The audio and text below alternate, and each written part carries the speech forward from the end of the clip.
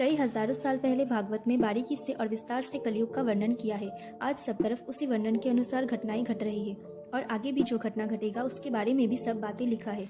तो दोस्तों आइए जानते हैं हमारे ग्रंथों और पुराणों में कलयुग से जुड़े वर्णन में क्या लिखा है और ये कब और कैसे समाप्त होगा।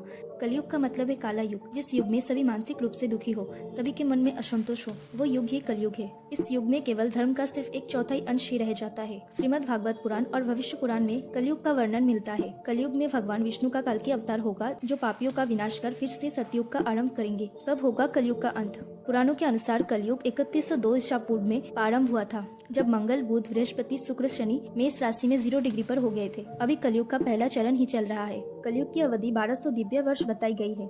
इसके हिसाब से कलयुग का काल 4,32,000 वर्ष तक चलेगा, यानी कि मनुष्य का 1 वर्ष देवता के 1 दिन के बराबर और मनुष्य का 30 वर्ष देवताओं के 1 महीने के बराबर होता है।